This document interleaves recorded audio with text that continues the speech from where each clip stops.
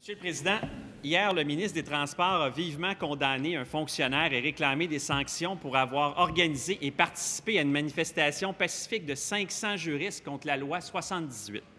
L'ingérence politique du Parti libéral va s'arrêter où, Monsieur le Président?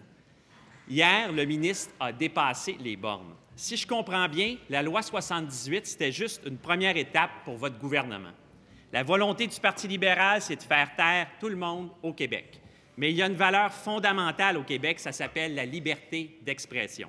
Ça va tellement loin qu'on a même appris que le ministère de l'Éducation veut empêcher les employés de s'exprimer librement sur le conflit étudiant jusqu'à leur interdire le port du carré rouge dans leur vie privée. On aura tout vu. J'ai ici la note pour le confirmer.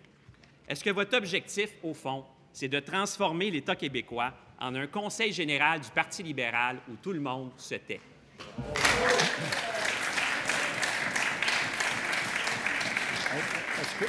Consentement pour déposer la note. Consentement. À la réponse, Monsieur le ministre des Transports. Monsieur le Président, un des devoirs de tout gouvernement, et d'ailleurs, je dirais, c'est probablement le devoir de tous les élus de l'Assemblée nationale, c'est de s'assurer du respect des lois qui sont votées ici.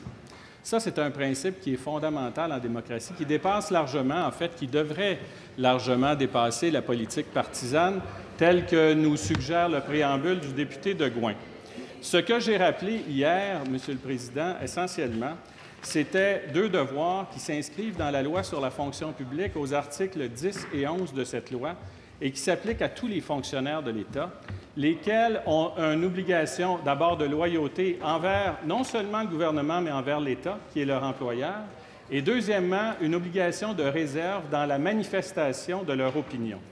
Et si quelqu'un ici estime que le fait d'organiser une manifestation constitue un élément qui répond à la réserve prévue par la loi, je lui demanderai de m'indiquer sur quelle disposition il se base. Essentiellement, Monsieur le Président, ce que j'ai rappelé hier, c'est que dans une société, on a des privilèges, on a des droits, mais on a aussi des obligations, et que ces obligations, lorsqu'elles sont inscrites dans une loi, doivent être respectées. Président, hier, le ministre a indiqué, je cite, « J'estime qu'un avocat qui est payé par les taxes pour travailler à la SAAQ a autre chose à faire qu'organiser des manifestations de chaudron dans les rues. » Quelle arrogance! Est-ce que le ministre...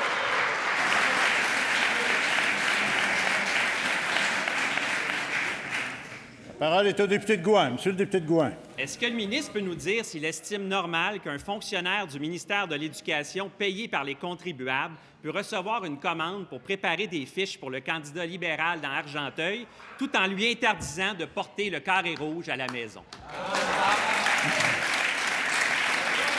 Monsieur le ministre des Transports. Monsieur le Président, sur le... S'il vous plaît, on a entendu la question. La réponse va venir.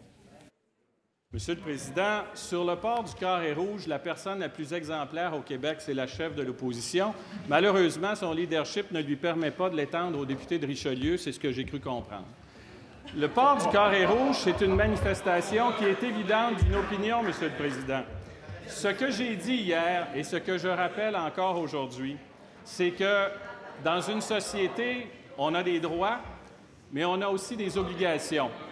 Et qu'en réalité, lorsqu'on est membre de la fonction publique, on accède à un travail qui nous oblige à des obligations qui sont balisées par la loi.